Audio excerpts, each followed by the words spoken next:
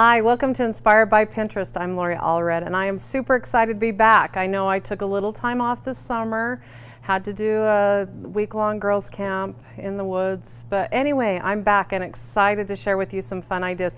I did not stop pinning, though. I want you to know you can still go to my boards and get some great ideas. I think I'm up to about 13,000 pins, but yes, I do actually craft some of those pins, so I don't feel super guilty about it. So today I am excited. This is actually a 3-part series. I had so much fun playing with polymer clay that I couldn't fit it all into one show. So today is the first of a 3-part series. About every couple weeks I'll introduce a new topic. So today we're going to actually be talking about polymer clay and molds. So first of all, let me show you this amazing pin I saw on Pinterest that caught my eye, and this is kind of how I got hooked. It's this beautiful pin. It was actually linked back to the blog for Create Paper, which is a scrapbook company that I love, and it's owned by American Crafts. They do beautiful, amazing products. And this pin only showed a glimpse of the layout, and it actually had this beautiful frame mold right on the pin, and that caught my eye instantly. I'm like, I want to know what that is. So I clicked over to the blog, and this beautiful layout appeared that's created by Shanna Noel from their design team, and it is stunning. And I just loved how that adorable mold that she created with Sculpey clay and this fun mold totally made her layout. So I'm going to show you how easy these molds are and how much fun you can have with them. First, let's look at a few more pins before we get busy, because I'm super excited about this topic. These pins are amazing. Let's talk a little bit about handmade polymer clay projects versus molds. Now, this first pin I'm going to show you is actually from a kind of a daily deal site for handmade products. It's called stealsdealsandheels.blogspot.com. Cute products on that site, but of course the deal has since come and gone. I believe this was from last year, but this bracelet is stunning. It had to be pinned. And these are actually handmade flowers. But a lot of the flowers look very similar to molds that I've purchased. And then again, another one that I absolutely fell in love with from that site is this beautiful ring. So I had to make my own ring, so I made this beautiful red rose ring, super simple with the molds. And I'm going to tell you the #1 best resource for great molds is moldmuse.com, or you can Google Mold Muse, M-U-S-E, on Google, and it'll take you to her Etsy shop. Now, all of my molds are from Mold Muse. They're silicone based, so love them. So the greatest thing about these silicone molds is you can place your polymer clay right in it. You can pop it out and then cook them, or you can actually go ahead and just leave the clay in them. And they create these stunning images. Now, you can't tell from that how amazingly beautiful that clay mold is. And I have just had a ball playing with these. Now, practical uses aside from scrapbooking and my cute ring, I went ahead and made some adorable earrings. Aren't these cute? Those are gonna make great gifts when I need to pull something out at the last minute. And I have just had so much fun. I've got to go buy more molds. And then this beautiful necklace. I just love this ragged flower, petal flower, and how different it looked depending on which clay you put in. I went ahead and punched a hole through it before I cooked it, and it made this beautiful necklace. I'm super excited. I think I have Christmas gifts figured out. So let's get busy and talk a little bit about polymer clay. Now, I did try a couple different brands. I will tell you right now, flat out, I love Sculpey. I'm not going to recommend another brand because I didn't have much luck using other brands. Now, you might see this brand in the craft store. It says Primo. It's actually a Sculpey product. Typically, it has a glitter or some type of extra additive into it. It's not a flat color.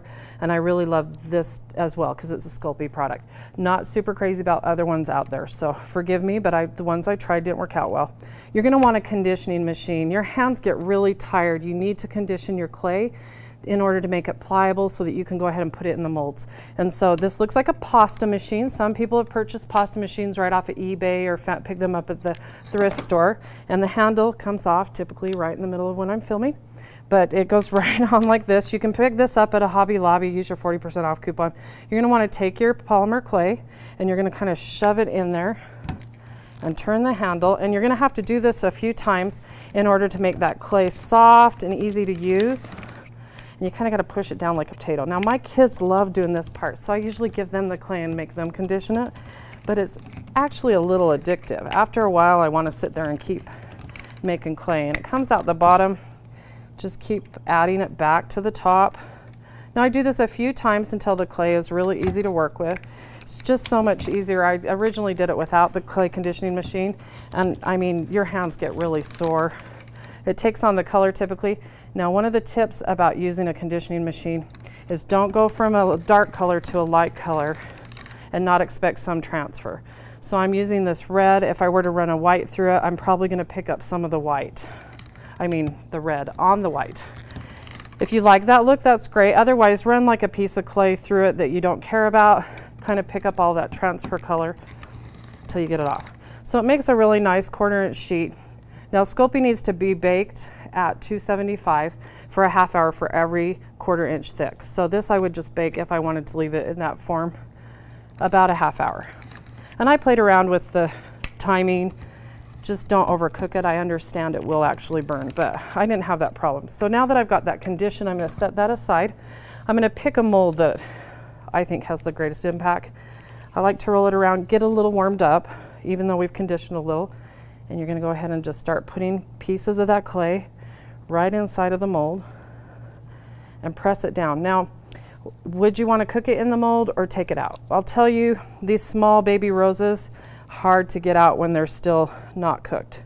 I really deformed a lot of them with my fingers, trying to get them in there and out of the mold. So the more detailed and the smaller the mold, I would cook them in the mold. I just like that it held its detail really well. Now these larger ones, I could pop them out without any problem. You can even turn them over and press down.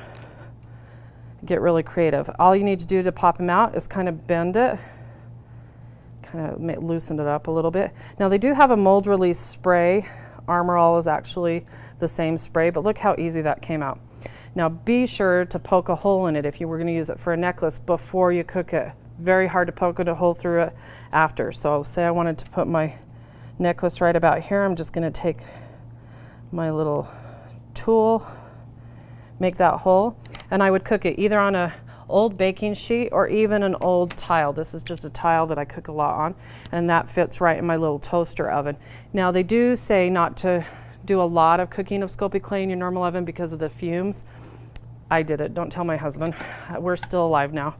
But it's recommended to get your own little oven to cook that in.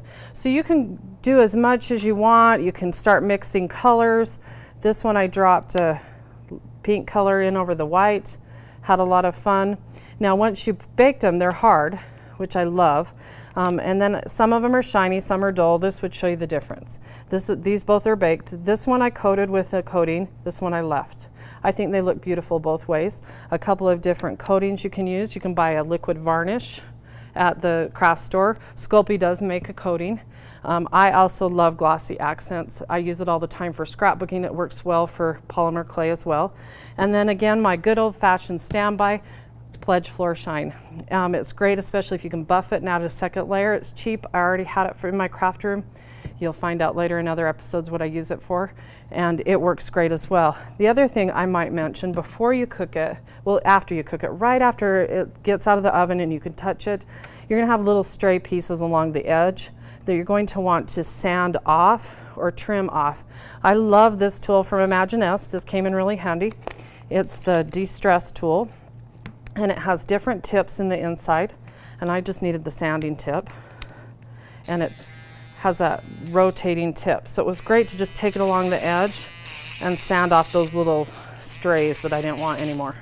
Easier to do before it really hardens up after a couple of days. So do it after you take it out of the oven. Go along the edges, make sure you get that stray taken away, and you'll be good to go. So that's the first. Try your hand-up molds. The molds are very inexpensive. They range less than $10 depending on the mold you pick, and she ships super, super fast. So give them a try. Let me know what you think. I'd love for you to visit my blog at allreddesign.net. Share your thoughts on polymer clay, and any pin or any reference I mentioned today on the show will be on my blog today. So I'm excited that I got to share this with you. Be sure to join me in a couple weeks when I share some fun tips on how to stamp on clay. But next week, we're going to actually be talking about etched glass. Thanks for joining me.